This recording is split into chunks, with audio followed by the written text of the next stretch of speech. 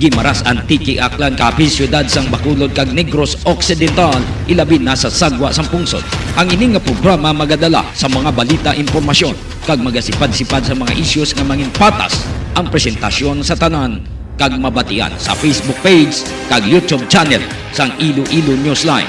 Ang Iloilo Night Watch mangin mata kag dulunggan sa mga listeners kag mga viewers kag ining mabatian halin las 8:30 sang gabi tubtob las 10 sang gabi.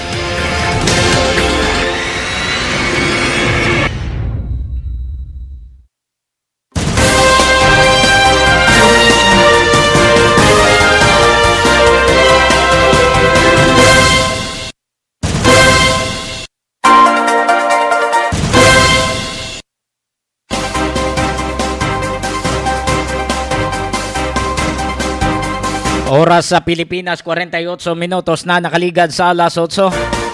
Mayong gabi, banwa mayong gabi sa atong mga listeners kag mga viewers. Kumusta na kamo mga ka-newsline? Nagapamati na kamo sa atong pagwaragwag diri sa Iloilo Night Watch. Mabatian kita sa tatlo tanang ka mga platforms, ang Iloilo Newsline, ang Iloilo News Online, kag subong man ang Gimaras Newsline. Luzon, Visayas, Mindanao, syudad kag probinsya sang Iloilo, Antique, Aklan, Capiz, Negros Occidental, Bacolod kag Gimaras kag subong man Dumaguete City kag Cebu City. Utob malabutan sang atong pagwaragwag. Welcome. Lunes kitang edisyon, Disyembre 11, 2023. Ginahiwat subong ang National Jamboree sa Pasig City. Perte kadamo sa mga delegado. Mayara nga mga foreign national pa nga nagalabot kag didto man kay na ang atong presidente, si President Ferdinand Bongbong Marcos, nga siya ang bisita sa pag-open sini sa National Jamboree. So masako subong ang syudad sang Pasig. Masako subong ang aton nga mga leaders sa probinsya sang Iloilo. Ilabi na ang aton nga mga pulis kag miyembro sang Philippine Army. So standby kay aton nini karon pasiplatan. Pero unhaon nato na na-check ang aton nga local pag-asa. Hibalon tang sitwasyon sang panahon. Paagi sa aton nga weather specialist. Iloilo Newsline Weather Update. In General, Cuenca, si Newsline Johnny Diaz. Mayong gabi, sir. Yes, sir. Mayong gabi man, sir. Kag sa aton man yung mga tagpalamati. Ang latest sa the update sa subong nga adlaw, December 11, year 2023. Sa karon wala man kita may na monitor or nasiplatan nga ini weather disturbance or low pressure area sa sulod man or sagwa sa aton nga Philippine Area of Responsibility. Samtang ining easterlies or mainit nga hangin naling sa dagat Pasipiko ang nagaepekto subong sa bilog nga pungsod. Bangod sining sistema kag localized thunderstorm ang Western Visayas law man nato no generally maayo aton panahon. May mga posibilidad lang sa gihapon sa mga isolated naton nga mga pagulan-ulan, pagpangilat, panaguom. Mahina tubtob kasarangan naton hangin gikan na minhana sidlangan. Kag magadala ini siya sa nga makana itubtob kasarangan ng mga pagbalod sa aton kadagatan. Para sa aton forecast range of temperature yara kita sa 25 to 31 degrees Celsius. Ang aton nga adlaw nagtunod alas 5:28 kag mag-abot kini siya alas 5:58 buwas sa aga. Kag mo naton latest so the update talin di sa Iloilo Pag-asa, Rolly Cuenca. Engineer Cuenca, way kita sa may nasiya si platan nga weather disturbance sa subong nga semana. Yes sir, sa as the moment wala man kita may nasiplatan pa sir no nga ini weather disturbance or low pressure area. Okay. So mas manami ini kay ti National Jamboree nga daan ginhiwa to sa Pasig. Gabay pa nga hindi lang bundak ang ulan. Yes sir, sa karon generally maayo man ang aton nga panyempo no. Pero amo na sa gihapon wala ta man gihapon nga dula ang posibilidad kaya may mga tendency sa gihapon or tinion sa gihapon sir no nga may mga pag-ulan-ulan kita, mga isolated lang man ni sila. So particularly gini or mas dako gini ang tsansa kung hapon kagabihon naton nga mga isolated nga mga pag-ulan-ulan. Okay. And General Cuenca sir, madamong salamat kag mayong gabi. Yes sir, thank you kag mayong gabi man. Iloilo Newsline Weather Update.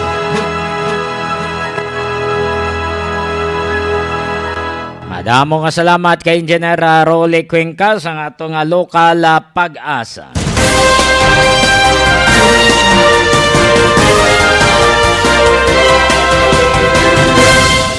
Standby sa atong mga listeners kag mga viewers, palihog man padala diri sang inyo nga mga pa-shoutout, sang inyo nga mga mensahe kay aton nina nga pagabasahon, kag ang inyo sini nga mga panamyaw, komento ninyo palabot lang diri sa Iloilo Newsline. 52 minutos na nakaligad sa alas 8. Ang Philippine Coast Guard upod ini sa aton nga mga volunteers kag Philippine Navy ay ginwater cannon naman to sang hang China no upod sa taga Bureau of Fisheries and Aquatic Resources nga tuyo nga mag-resupply sini sa aton nga mga mangingisda sang mga gatong no didto sa West Philippine Sea. Ginbira naman sang water cannon sang China Coast Guard. Hindi na ila teritoryo, gabi ang pangbinggansa nila, no? Matyaga nila sa Pilipinas ay tama gidya ka small, no? Grabe. Makon mo mabatasan mo i-water cannon nga hindi na inyo teritoryo? Ha? Ang mga barko sa nga BIFAR nga ma-resupply, no? Sa Sierra Madre, ang vessel nga dito sa Ayungin Shoal, makon mo birahon mo pasang water cannon, di na dang hustisya maginamo sinaman. No? Grabe, illegal na ganing ginahimo nila, pero ang aggression nga ginapakita nila ay hindi basta-basta. Salig sila siguro, kay dako sila nga nasyon, salig sila nga magamay ang Pilipinas, nga ginasimo na lang kita nila, ginabuli na lang kita sang sining China Coast Guard kag China o kon Chinese na militia. Sila gid ginabantayan nila kung sino mag-resupply sang mga goods, sang mga gatong para sa iban nga mga mangingisda nga nagapangisda dito sa West Philippine Sea. Grabe yung tuntunin nila, no? Hindi na ila teritoryo, sila pa yung daw mahari, no? Daw sila pang mga hari sa teritoryo nasang Pilipinas.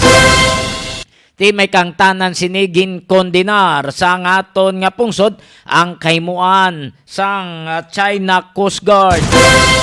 Suno sa Philippine Task Force sa West Philippine Sea, hindi inimayad ang ginhimo nila kag himuon nilang tanan nga pamagi sa diplomasiya nga pamagi kag i-check man nila ang China's envoy nga ri sa pungsod, no? Kung mahimo pa lang ideklara nga persona non grata. Magsiling kita ang persona non grata, hindi ikaw mabaton sa pungsod, hindi ikaw acceptable sa pungsod, no? Ang panulukan sa mga Pinoy sa imo, daw hindi na mairo, no? So ano pa pulos sa agad pabilin ang ilang envoy diri sa Pilipinas, kundi palayason ta na lang. So gina-review subong ang pagtiner sang China's envoy sa pungsod kung nagakinanglan pa nga magapabilin na di sila. Kung kinanglan nga tabugon sa Pinas, tabugon naton kay daw wala man pulos ang ginahimo nila nga bisan pa amuna ini ang ginahimo sang ila nga mga kauturan nga mga Chinese nga pagbuli pag water cannon sa China Coast Guard daw sa wala lang sa ila nga envoy. 57 minutos na nakaligad sa alas 8 sa dugang pagid nga balita. I-check man naton ang balita internasyonal. Bangod ang US, gin-reject nila ang unsustainable ceasefire nga sa Gaza Strip, no? Maray kang tanan sa ginapropose kung tani sang UN Security Council. Tisuno ini sa US, hindi ni nagakangay ang imuon mo unsustainable ceasefire ni. What if abikaron nga regroup naman ning Hamas group nga amo ang nagsulod sa teritoryo sang Israel sang Oktubre 7 nga madamong ilang nga ginpanghalitan, ginpamatay hasta kabatan, hasta tigulang. Ti karon nga matamat na ni sila naglalaya sa iban nagkalamatay na. Natultulan na sa mga Israeli Defense Forces ang ila sini ginahukmungan hasta dito sa ospital. Karon ma-ceasefire para nga makaregroup naman ang ining Hamas group. So hindi magpasugot ang US sa sininga proposal sang United Nations na Security Council. So check man nato ni karon ang dugang pang mga balita. 58 minutos na nakaligad sa alas 8. Time check. Ginadolong sa inyo sa Pinang sa Flower Shop. Pinang sa Flower Shop na hamtang sa Isnat City proper, ginapanagyan ni Mr. and Mrs. Cyril Takusalme. Bago gusto nyo mag-order, aring numbers nila 0920-825-6483, 0920-825-6483, kag 0916-786-8896, 0916-786-8896, Pinang's Flower Shop. Kaga ginadolong man sa inyo sang Vitron Animal Clinic. Ang Vitron Animal Clinic namtang man sa Barangay San Miguel Hordan, Guimaras. Ginapanagyan ni Doc Ronnie Galia, rehistrado nga veterinaryan, mapus palapitan sang mga kabataan kag tag-iya sang kasapatan. Standby. Sa aton man nga mga listeners, pasiplatan ta ang nagadagsa na naman nga illegal drugs sa syudad sang Iloilo. Ang nagdamong illegal drugs na-identify na ini kung sinong sources ne? Na-identify na kung sinogin man ang dako nga mga players nga kadlagko sa mga recoveries diri sa syudad sang Iloilo. Kung why ma-identify, how come nga nagasulod ang mga dalagko nga supply sang illegal drugs? Nga nagasulod daw? Nga away na ma-identify nga ang nagasulod ni How? Sa diin ni halin kay sino ini, kay kung madumduman pa sa una, sa pahayag sang taga-Philippine Drug Enforcement Agency, ma-identify nila kung ina nga klase sang illegal drugs o kung siya po, halin sa kay sino. Ang ina nga drugs kahalin sa kay sino, kay buang, kay PDEA Identified Drug Group Leader alias buang, o kung PDEA Identified Drug Group Leader alias Dragon. Ti subong kay sino na stocks. Nga kadamo sang stocks dapat ma-qualify ini no sang aton nga mga pulis nga amo ang nagakandak sang investigation, amo ang nagakandak sang buy-bust operation. Sa kung hindi nila ma-qualify ang ining nga mga informasyon, di paano na drawing lang kita?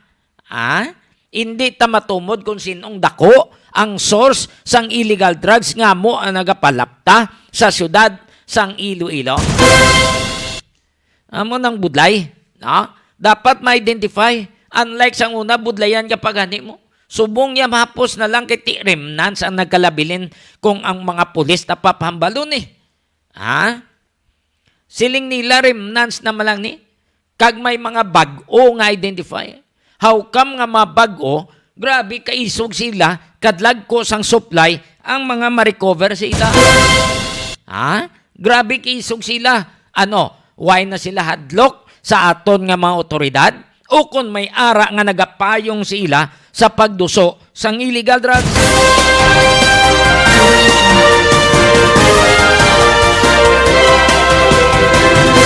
Standby sa ato mga listeners kag mga viewers, more power Iloilo, bringing more to life. When we first arrived, we said we'd be more. And we were. We said we'd give you more. And we did. We even source 100% of our electricity from renewable energy, all while having the lowest rates in the country. But wait, no, that's not enough. This year, we're going to do more. But what does do more mean? It means more upgrades.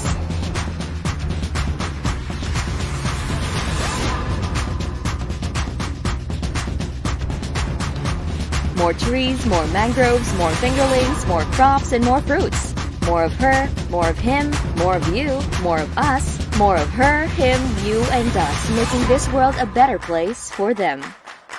More power is going to do more, because with more power comes great sustainability. Iloilo City's transformative platform known as Wheels by Mayor Jerry P. Treñas made a huge difference. Wheels stands for welfare, health, education, environment, livelihood, and sustainability. This highlights the remarkable projects and efforts that have been driving the city towards a more sustainable and empowered future. With Wheels, we had a long journey through the years. And now, we reached our destination of empowering Ilonggos for a sustainable future. This is Wheels, the arrival.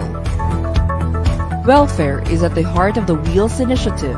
The eye care centers provide essential services to the community, with 5 operational centers and 6 more under construction. While the redevelopment of markets like Arevalo, Haro, and La Paz aims to enhance the city's urban landscape and convenient customer and merchant experience, with budgets allocated to support each project. Furthering its commitment to the welfare of its citizens, Iloilo City plans to construct a state-of-the-art legislative building. Additionally, the City Hall employees will have access to affordable housing with low-rise condominium units, while the urban poor will benefit from a condominium building under the Pambansang Pabahay para sa Pilipino program.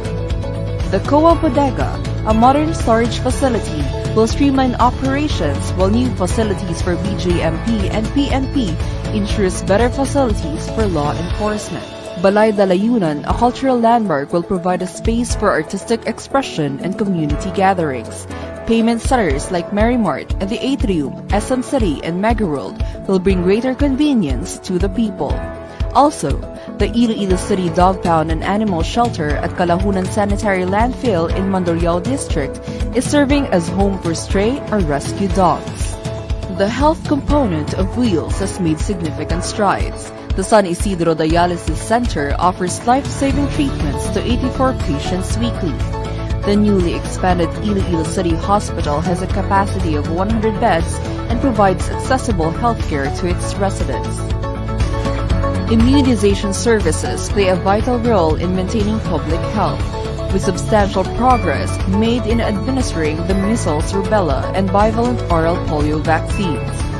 COVID-19 vaccinations have been widely distributed across age groups, contributing to the city's fight against the pandemic.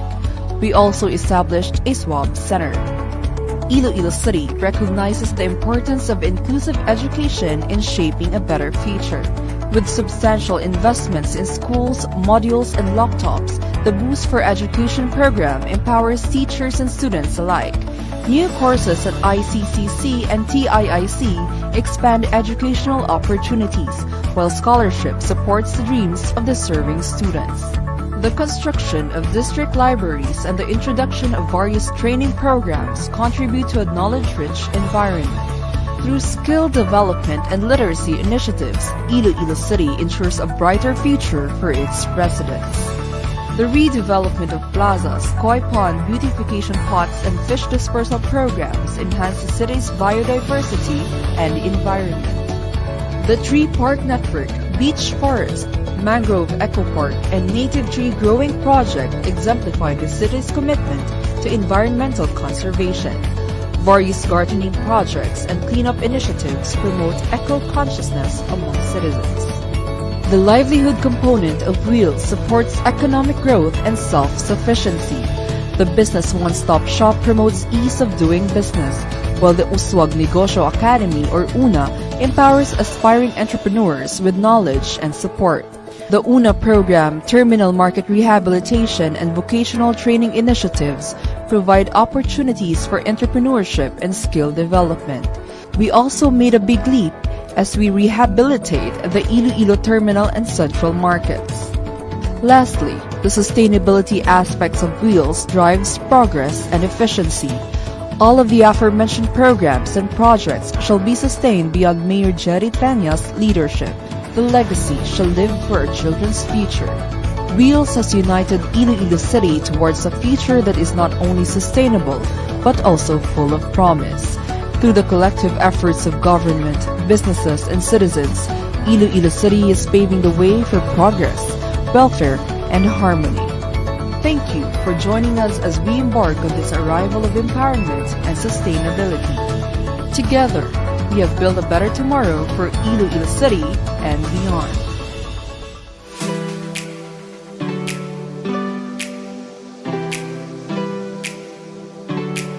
Gusto mo bala sa manamit nga donut nga dalon sa imo pamilya? Hindi ka na magbakal sa iban pa. Bungod bukas na para sa tanan ang Mars Pastries nga napahaptang sa sulod sang Ceres Terminal sa Barangay Kamaligaro, syudad sang Iloilo. Ano pang ginahulat nyo? Dali na! Mabakal na kita sa donut sa Mars Pastries. Pasalubong nga may pagpalangga sa imo pamilya. Mars Pastries. Barato na, manamit pa!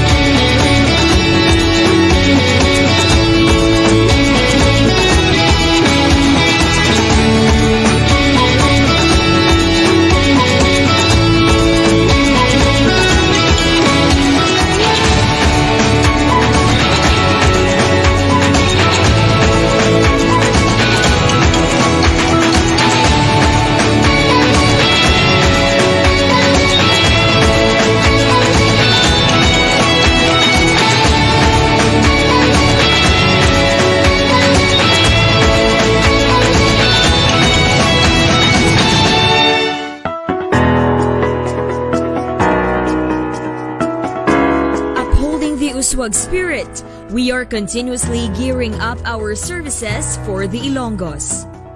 Wheels for Inclusive Development and Good Governance is our roadmap in bringing our city to the next level. This sixth agenda platform composes welfare, health, education, environment, livelihood, and sustainability. With our ardent desire of attaining inclusive progress and making more promising practices, we continue to address issues through different projects and initiatives that truly make our wheels on the go.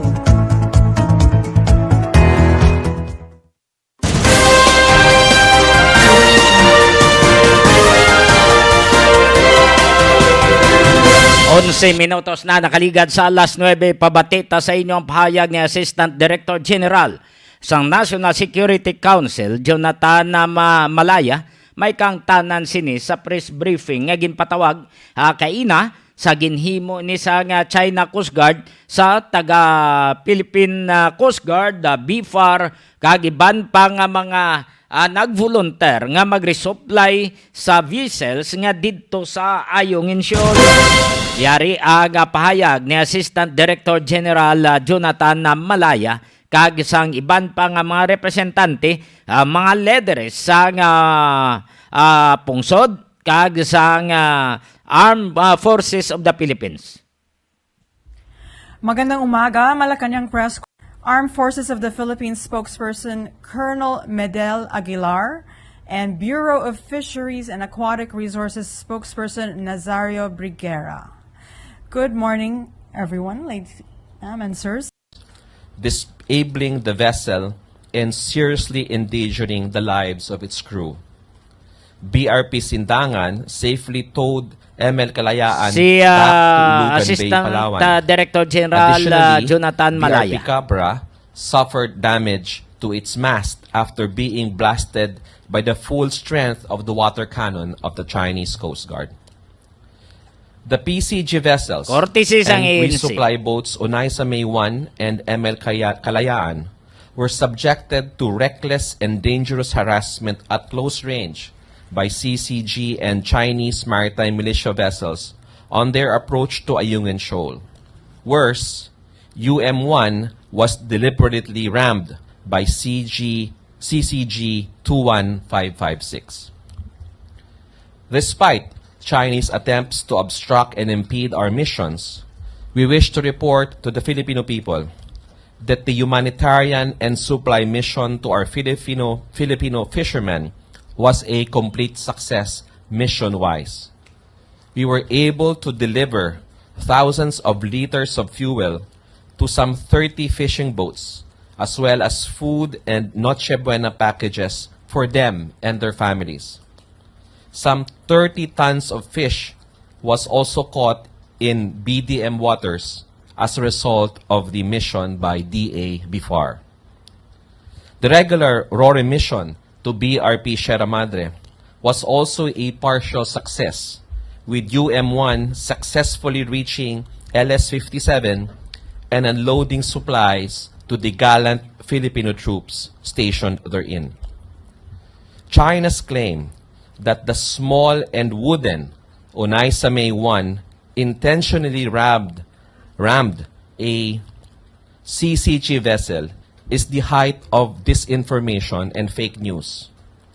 It's akin to claiming that a tricycle intentionally rammed a Victory Liner bus on its way to Baguio. We express grave concern over the deliberate disinformation campaign being waged by Beijing using official channels. China's claim that the United States is fueling the Philippines' audacity for provocation similarly has no basis. The missions to Bajo de Masinloc and Ayungin Shoal are completely Philippine missions utilizing Philippine public vessels and Philippine troops. The United States has no involvement in the missions itself, which could be the basis for this speculation from China. We urge the Chinese side to exercise caution in making accusations without proof. Moreover, we wish to state for the nth time that there are no special temporary arrangements with China over the RORE missions to Ayungin Shoal. This so-called quote-unquote promise to tow away BRP Sierra Madre has been discredited and debunked time and time again over the absence of proof or evidence to support the same. It is time to abandon debate over this figment of their imagination.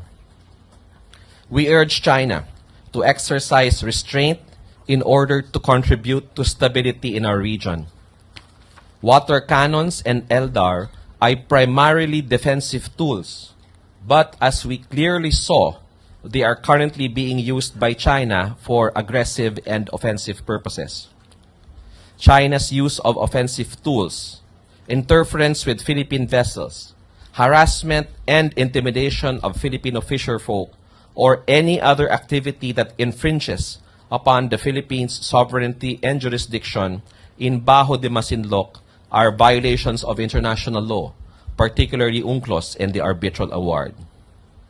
The systematic and consistent manner in which the People's Republic of China carries out these illegal and irresponsible actions puts into question and significant doubt the sincerity of its calls for peaceful dialogue. We demand that China demonstrate once and for all that it is a responsible and trustworthy member of the international community. And we thank the international community for their expressions of support at this time.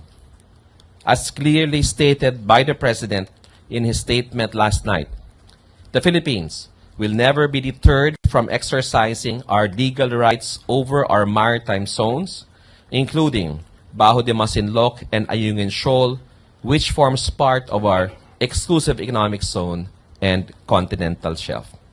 Maraming salamat po.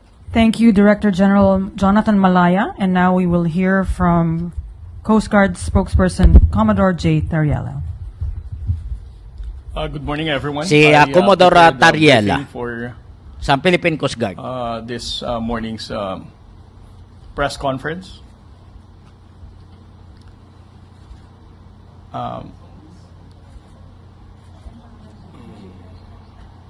Okay.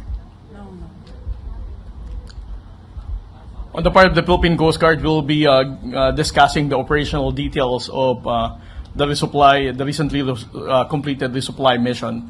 And of course, after this briefing, we're going to discuss as well the operational details of the humanitarian mission of the Bureau of Fisheries and Aquatic Resources last Saturday. For the last completed Dolore mission yesterday, as you are aware, there were two Philippine Coast Guard vessels that our commandant, Admiral Ronnie Hill Gavan, deployed to support the resupply mission of the Armed Forces of the Philippines. That is BRP Sindangan and BRP Cabra, to support the resupply boats of the Armed Forces of the Philippines, ML Kalayaan and Onaiza May 1. Next slide. The operational area of the Philippine Coast Guard vessels came from Buliluyan Port and proceeded to the staging area in Sabina Shoal. That is a distance of 90.5 nautical miles. And then from there, in Sabina, we're going to proceed together with the resupply boats going to Ayungin Shoal with a total distance of 14 nautical miles. Next slide. Next slide. As early as 5:40 in the morning of December 10, we were able to monitor an unknown Chinese maritime militia vessel because we were not able to see the bow number of this vessel, and it's already conducting dangerous maneuver towards the resupply contingent. Next slide.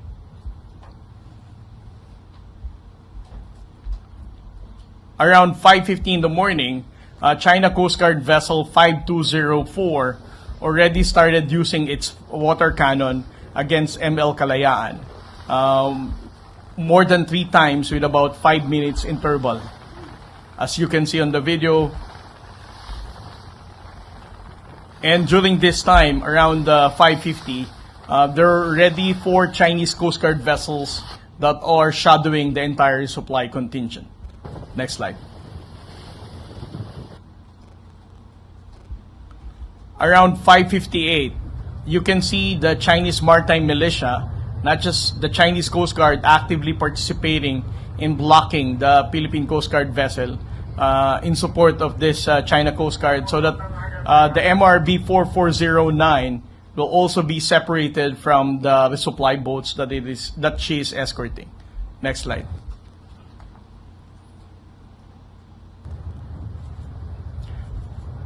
Next slide. As you can see, MRB 4409 was already blocked by the China Coast Guard vessel and 2 Chinese maritime militia. They were successful in separating the Philippine Coast Guard vessel 4409, that is the designated escort for Onaiza May 1. Next slide. Around 6:11 in the morning, ML Kalayaan already received a direct hit of water cannon coming from China Coast Guard 5204. At a distance of around 0.5 nautical miles is the Philippine Coast Guard vessel MRV 4407, documenting how the China Coast Guard vessel and Chinese maritime militia is preventing ML Kalayaan from proceeding to its mission. Next slide. Around 6:20, 9 minutes after ML Kalayaan was directly hit by the China Coast Guard vessel, the Philippine Coast Guard proceeded to its location, noting the fact that it's no longer moving. It means that it has already engine trouble. This is the reason why ML Kalayaan, from this moment on until the completion of the resupply mission, it was already securely moored together with the MRB 4407. In short, it no longer has the capability to proceed to its mission. Around 6:24, on the other hand, the other Coast Guard vessel, MRB 4409, is also being sprinkled by the Chinese Coast Guard as it escorted the Unaiza May 1. Probably you are wondering with the videos that were tweeted by Ray Powell, wherein Unaiza May 1 was also separated from its Coast Guard escort. It's because of this. MRB 4409 was also corralled at this particular time, also almost the same time that Unaiza May 1 had a near collision with the Chinese Coast Guard and also being water cannon. Next slide.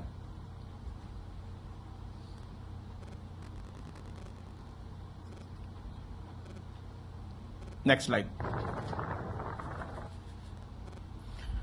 This was the video that I'm referring. Around 6:39, you can see that Unaiza May 1 is almost having a near collision with this Chinese Coast Guard vessel, as she is also being water cannoned at the same time. Interestingly, 3 hours after this incident, the Chinese government, through the Chinese Coast Guard, already released this statement saying that it is the resupply boat that caused the collision between the Chinese Coast Guard and our resupply boat. Next slide.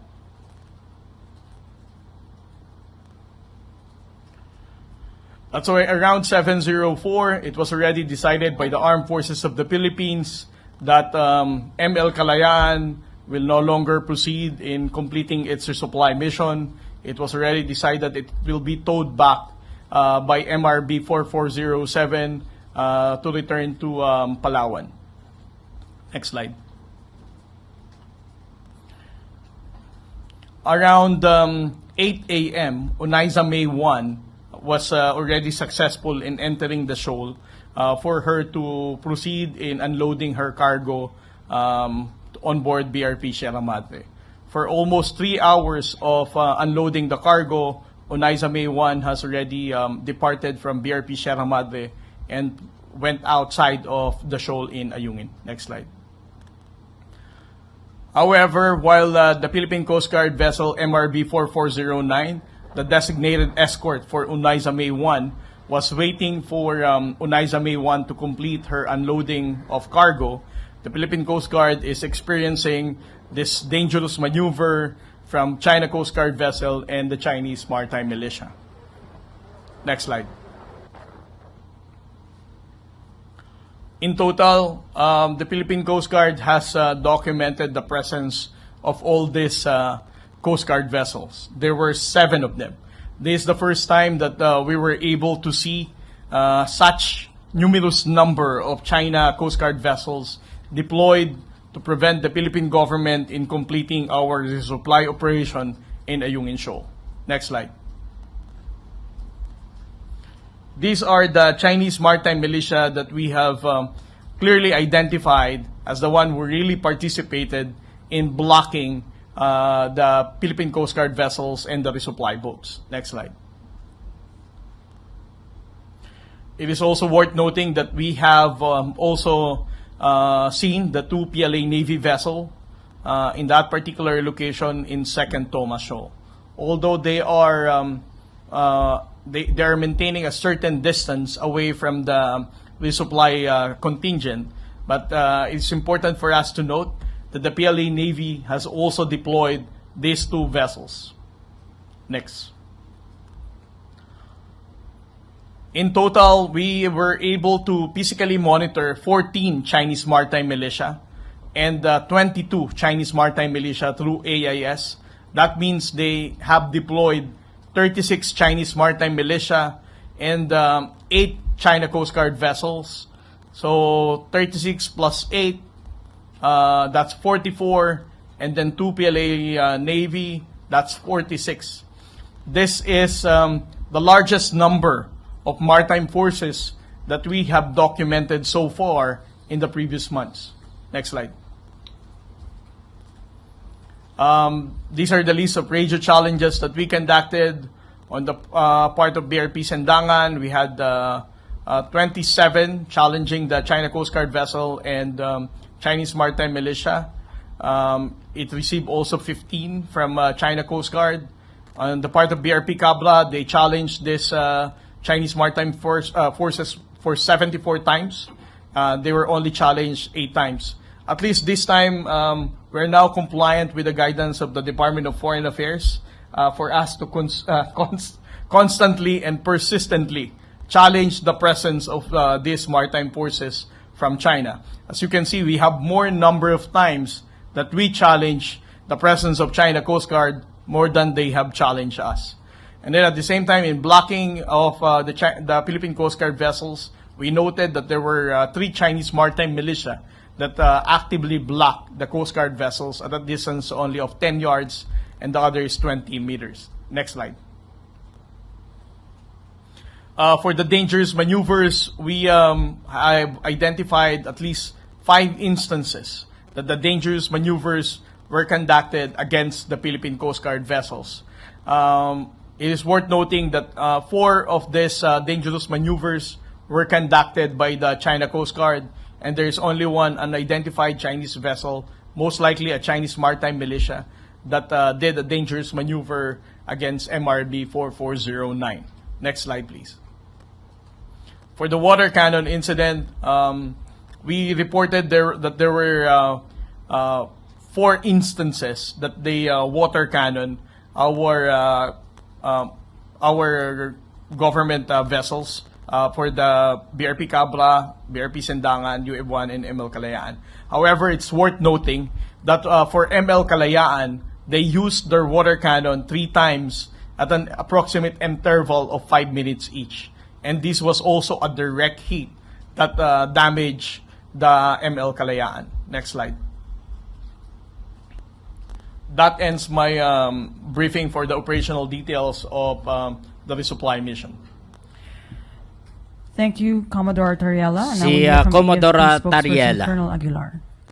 Ari naman si Colonel Miguel Midil First, the Aguilar, Armed no? Forces of the Midil? Philippines condemns the illegal sa Armed Forces and of the irresponsible Philippines. actions of the Spokesperson. China Coast Guard and its maritime militia against Filipino vessels on ICMA 1 and ML Kalayaan, which the Armed Forces of the Philippines commissioned for its regular rotation and resupply mission to military personnel deployed at BRP Sierra Madre at Ayong Incheon.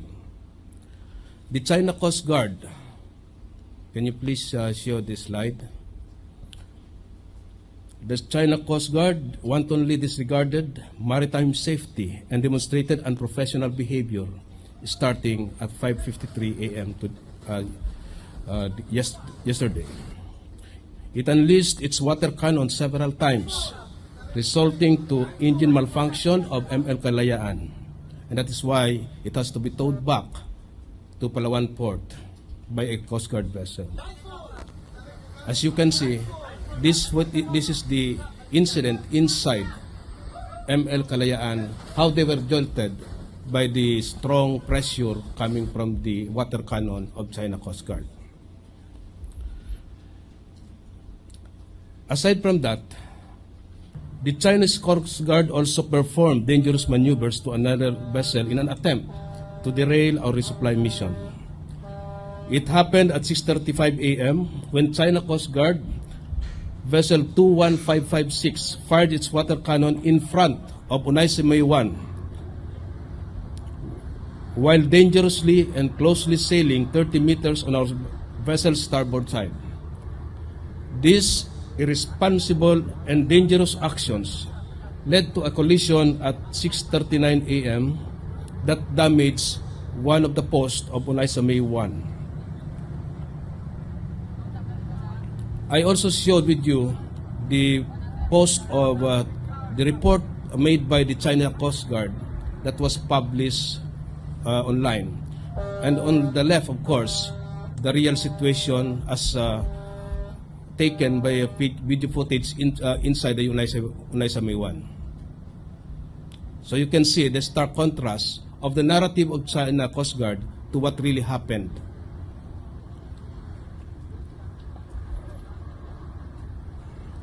Next slide, please.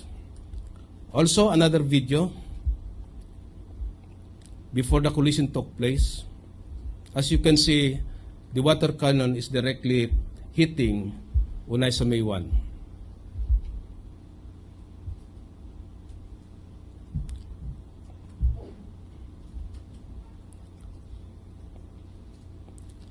And another video. So you can see the water cannon pointed in front of Unay sa May 1 to limit its movement.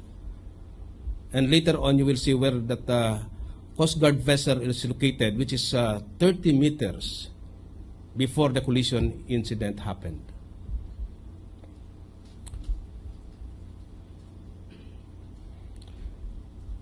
We hold China Coast Guard responsible for the damages our vessels incurred. Let the world know that on the occasion of the 75th anniversary of the Universal Declaration of Human Rights, the China Coast Guard committed transgressions that endangered human lives. China Coast Guard and its maritime militia have no right to interfere in our routine and legitimate operations.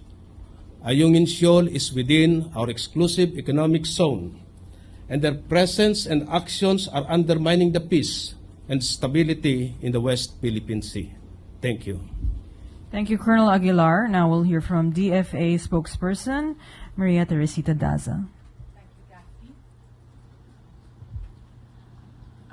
And good morning to all of you. The Department of Foreign Affairs is committed to pursue its mandate of protecting and upholding the Philippine legal maritime entitlements in the West Philippine Sea and is utilizing all forms of diplomatic actions available. We note that this is the fourth time this year, with the two incidents happening just over the weekend, that water cannons have been used against Philippine vessels. More alarmingly, this is the third incident where dangerous maneuvers by Chinese vessels have resulted in a collision since the 22 October Aurora mission. Our Philippine Embassy in Beijing have made a démarche to the Chinese Ministry of Foreign Affairs yesterday. The démarche included in the agenda the incidents in the Bajo de Masinloc last Saturday and in the Ayungin Shoal yesterday. The Department of Foreign Affairs has also lodged a protest to the maritime communication mechanism yesterday while the Aurora mission was underway. The Chinese ambassador has also been summoned. Bajo de Masinloc is an integral part of Philippine territory and over which the Philippines has sovereignty and jurisdiction. China's action on 9 December, dousing of Philippine vessels using water cannons, are serious actions aimed at preventing Philippine authorities from undertaking legitimate activities around the area. These actions violate the Philippines' sovereignty and jurisdiction and are a threat to peace, good order, and security. We reiterate that the resupply mission to the BRP Sierra Madre on Ayungin Shoal on 10 December is a legitimate exercise of the Philippines, given that the feature is part of our exclusive economic zone and continental shelf. The Philippines has sovereign rights and jurisdiction over it. As a low-tide elevation, Ayungin Shoal can neither be subject of a sovereignty claim, nor is it capable of appropriation under international law. China's purported exercise of maritime law enforcement powers, interference with Philippine rotation and resupply missions, harassment and intimidation of Philippine fisherfolk, or any other activity that infringes upon Philippine sovereignty and jurisdiction in Bajo Masinloc and the Philippine sovereign rights and jurisdiction in Ayungin Shoal are violation of international law, particularly the UN Convention on the Law of the Sea. The Department of Foreign Affairs will not tire of conveying this position on Bajo de Masinloc and Ayungin Shoal to the Chinese side, inspired by our steadfast uniformed personnel on the BRP Sierra Madre and the services that are committed to their support and sustenance. Philippine activities in both features are legitimate and undertaken pursuant to UNCLOS, the Constitution of the Oceans. Our policies remain anchored on the 2016 Arbitral Award and our commitment as a state party to UNCLOS. It is regrettable that yesterday, the 10th of December, is also the 41st anniversary of UNCLOS, and the day was commemorated with such violation of the convention. Once again, we thank the international community for their continued expression of support to the Philippines and the defense of the rules-based international order. We will continue to call on China to be a responsible member of the international community and abide by its commitments, desist from undertaking actions that violate Philippine sovereignty, sovereign rights and jurisdiction in the West Philippine Sea, and undermine the mutual trust and confidence that should underpin bilateral relations. End of statement. Thank you. Thank you, Assistant Secretary Teresita Daza. Now we open the floor to questions from the media. We start with Tristan Nodal.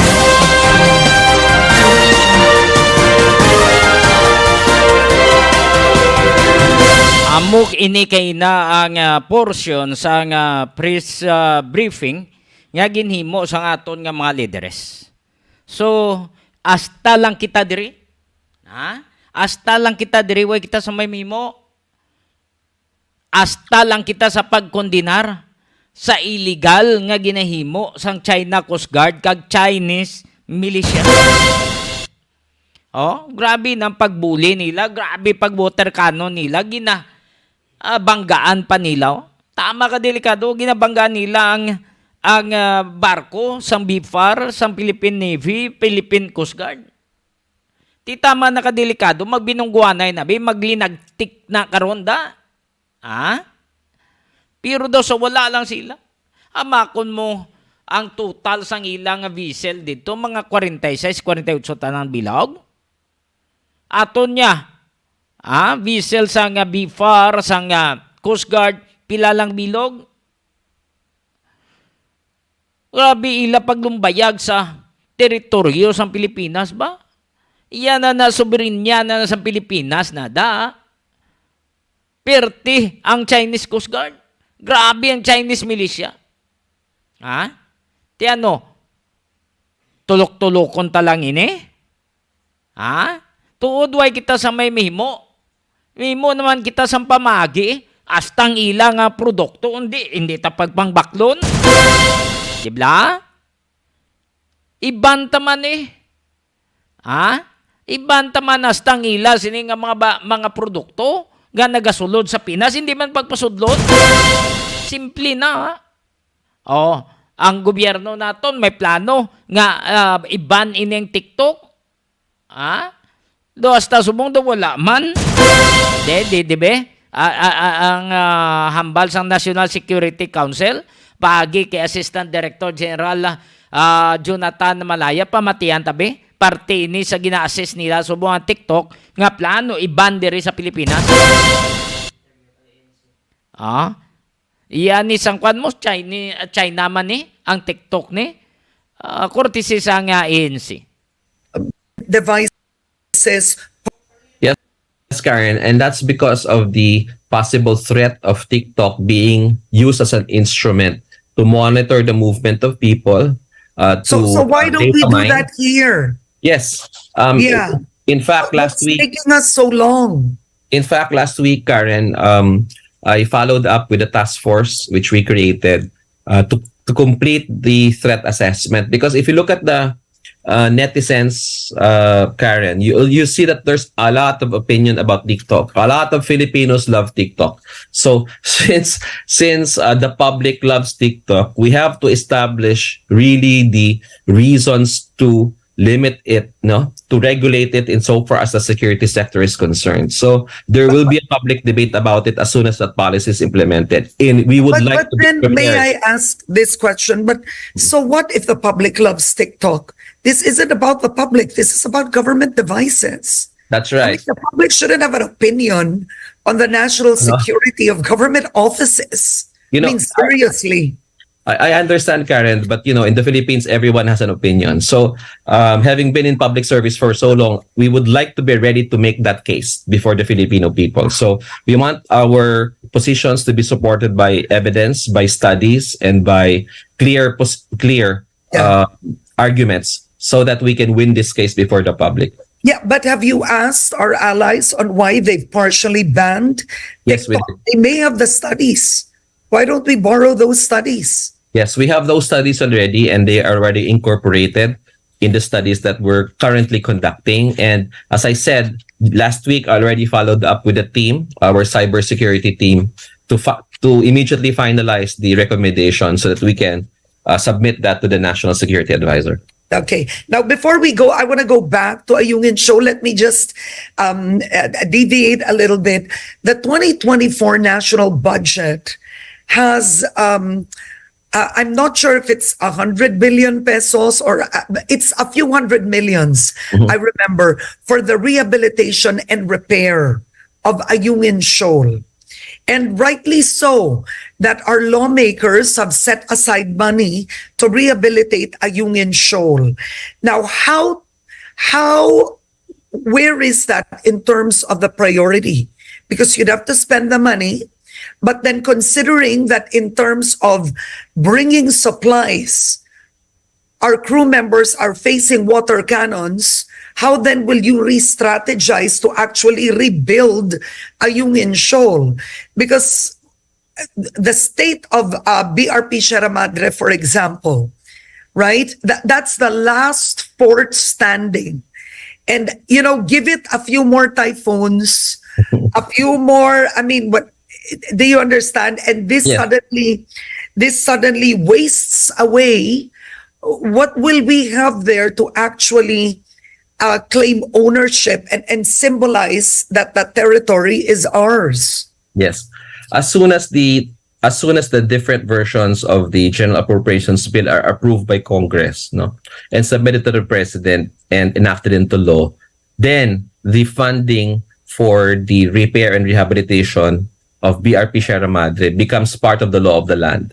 So it now becomes the responsibility of the security community to ensure that that is implemented. So as I said, how it's going to be done, given the President's pronouncement that we are undeterred, is part of the national strategy, which we hope to be able to present to the President very soon. So, And would it be Karen.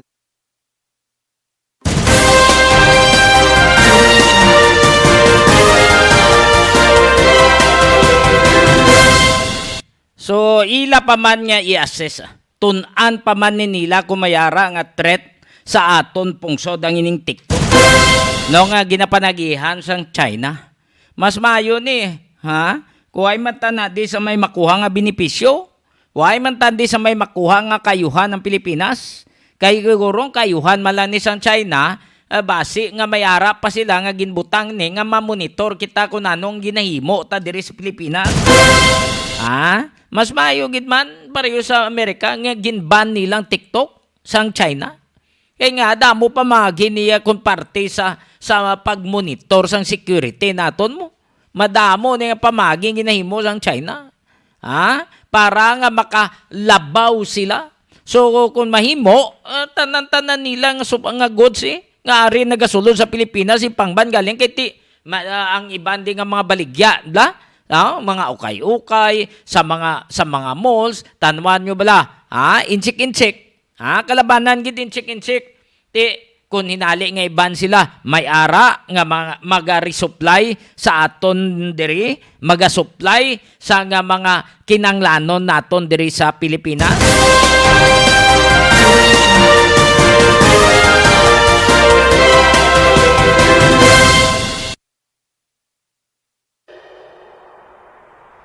When we first arrived, we said we'd be more. And we were. We said we'd give you more. And we did. We even sourced 100% of our electricity from renewable energy, all while having the lowest rates in the country. But wait, no, that's not enough. This year, we're going to do more. But what does do more mean? It means more upgrades.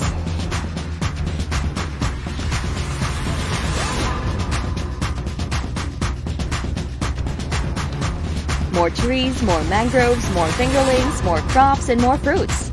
More of her, more of him, more of you, more of us, more of her, him, you, and us, making this world a better place for them. More power is going to do more, because with more power comes great sustainability. My heart beats to the sound of the drums of our Ilonggo warriors.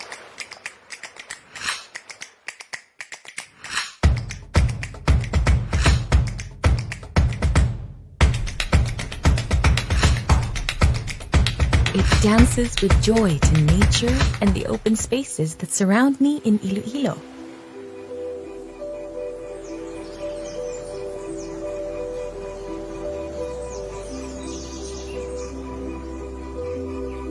My heart is filled with love for the warm people, our culture, and heritage.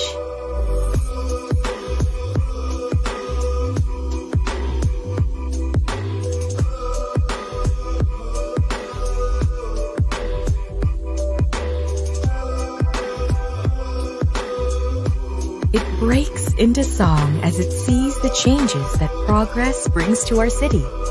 The new modern blending with the old, a merger of the present and the past.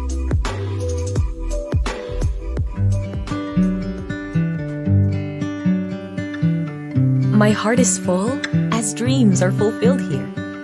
Everything I need and want is here.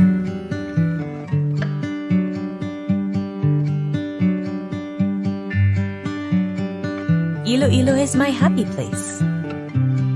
The place I call home. Where love and affection overflow. It's the city of love after all. So when you visit, first we give you our food. And when we give you our food, we give you our love. You become part of us. This is why my heart beams with pride for Iloilo City and its people. There's just no place like home. Even if I go somewhere, I bring Iloilo City with me. My heart is never lost. For my heart beats in Iloilo. My heart beats in Iloilo City. My heart beats in Iloilo City. My heart beats in Iloilo City. My heart beats in Iloilo City. My heart beats in Iloilo City. My heart beats in Iloilo City.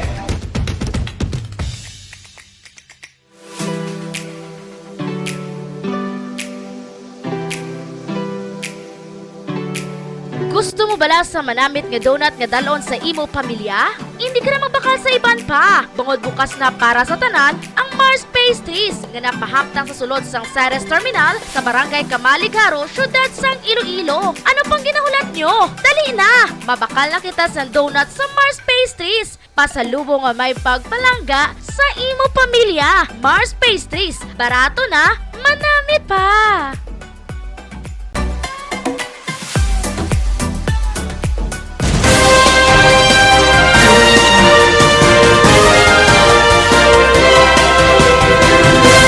50 minutos na nakaligad sa alas 9 ini nga time check na dulong man sa inyo sang Sabaw Resto Bar.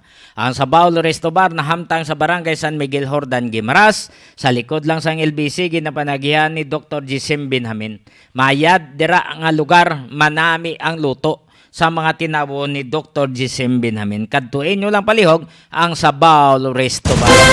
Kag kung magkuha ka mo sa mga condo units ara sa SMDC, SM Development Corporation, namtang da sa likod sang SM City, no, nami da sang ila condo units. Basi gusto nyo bilang nga magkuha, may ara-ara ka mo, mag-invest ka mo, ara dira sa SMDC. Pwede ka mo maka-text dire, maka-chat sa Iloilonewsline kay patigayonon ka mo kay Ma'am Cha nga mo ang manager dira sa SMDC. 51 minutos na nakaligad sa alas 9.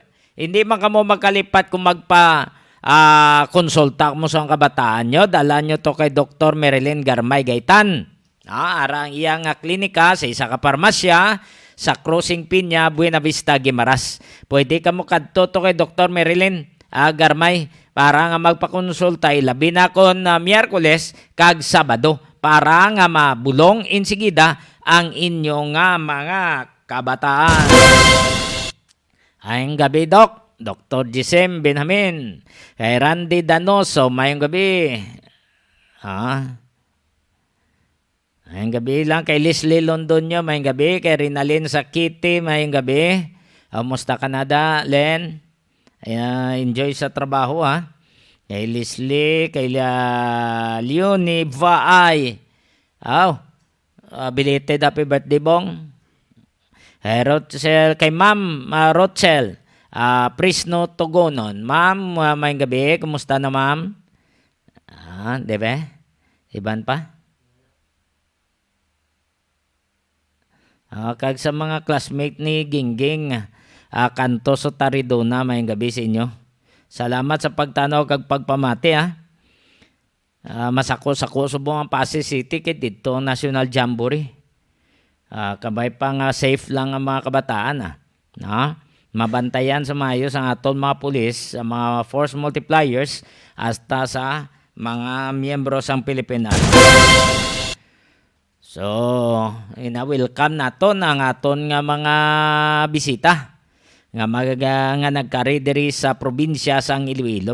Masyar makamu diri syudad sang Iloilo. Okay.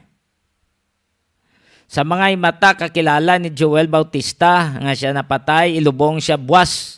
2:30 sa hapon sa Molo Cemetery pagkatapos sa misa sa Molo Parish Church. Ang nagapanawagan ng iya sininga mga himata. Sa mga nagandom magbakal man la sa magkarlon, malon kamo sa paraslakyan, ara sa Toyota. Pangitaan nyo lang da si Tia Diaz. Pangitaan nyo lang si Tia. Kaya mayo na magabi-abi sa inyo. O mayara da nga mga promo, pabalon niya ka muna yung sigida. Namin na istoryaon si Tia. Parente na mo na. So, hindi na mo magkadto yun sa iban pa. Kadto na mo pangitaan nyo si Tia. Kaya para kabalo siya, mga pasikot-sikot da.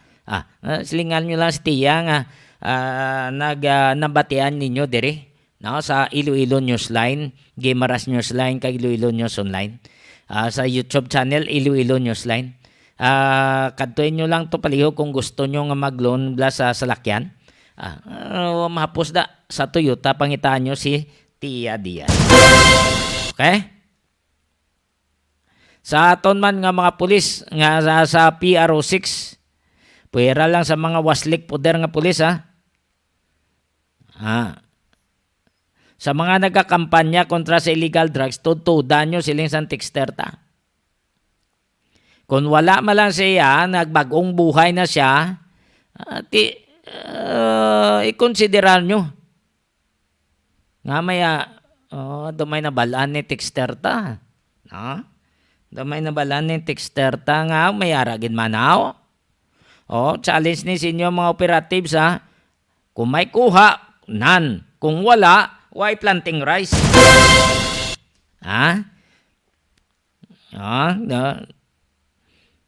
Damo ko no drugs katapusan, hindi man matumod kung sinong mayor-mayor.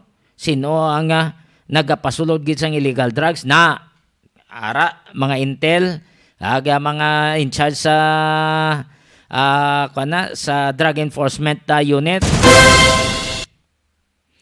Mangkuto ng taga-PDIA may arigin man dihaw. Damo gin man lagko niyaw nga damo lagko recover sa mga pulis tao. Siguraduhan nyo lang arang inyong accomplishment hindi siling para sa promotion nyo nga tagan nyo accomplishment ninyo ko galingon hindi amo na Di na kita gusto matabo ang nagliligad. Inanglan ang insakto lang kay konsensyahon ka muna kung mapriso ang iban nga inosente.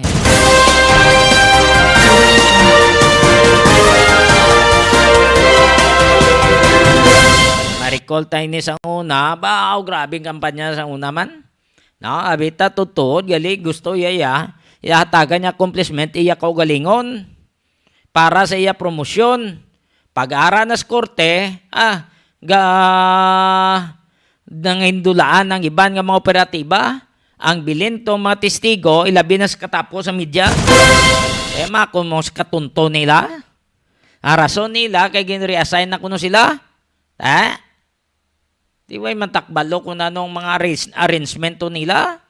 Dahil katapos sa media mo, yung kalabilin sa korte, amo naga-testify. That's why sa mga media, kung why ka mo nakaupod sa interim parte, hindi mo sagad perma. Base sa ulihi, mag-request ang abogado sa pihak nga ipatawag ka mo, mag-testify ka mo, isang pinagi ka mo. That's why nga, ang matutuod lang, kung why ka mo kasulod sa interim parte, hindi mo sagad perma. Kay mayaran na nga judge ang una mo. Pareho to sa kay retired judge sa Figayanilo. Kay retired judge sa isa pa to, Biliran. Sa una. Ginapatawag ito ya. Sa kay sa iban pag ito nga judge. Lipat na ko to sa iban to. Damo-damo mo. Hindi ito yung basta-basta kung ang abogado spiyak. Sige, patawag tabi yung media niyo. Ma-attend ka gito sa hearing. Iplastar mo kung anong nakitaan mo. Alang-alang iplastar mo dang way mong balaan. Alang-alang way mong makitaan. Way kay balo kung ano ito nagkalinabo. Nga pagsulod mo, ara na tanang ebidensya.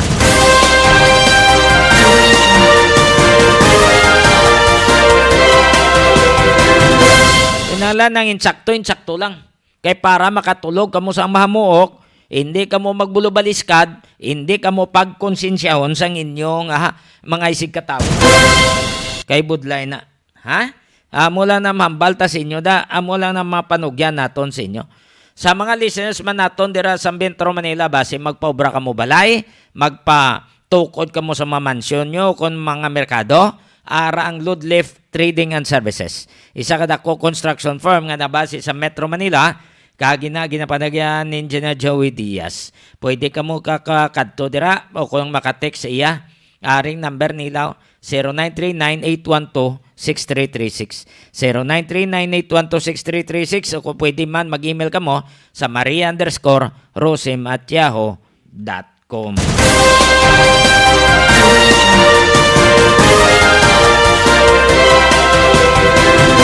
Kung may kantuhan ka mo din sa syudad, mga tourist destination, tanawan nyo lang ang wheels sa city government makitaan dira sa Iloilonewsline kag sa iban pang platform naton hasta sa YouTube channel.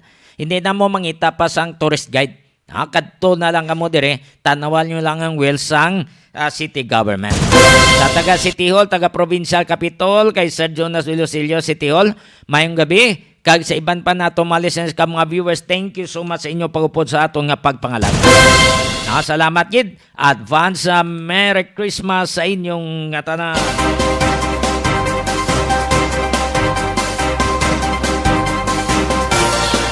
Wala na kita sa tiniyon sa atong nga pagpangalagad. Upod lang kay Toto Boy Chef kag Nonoy MJ, ang aton technical partners. Ini ang inyo alagad Johnny Yanson Diaz. Madamo nga salamat kag mayong gabi Pilipinas para sa Iloilo Newsline.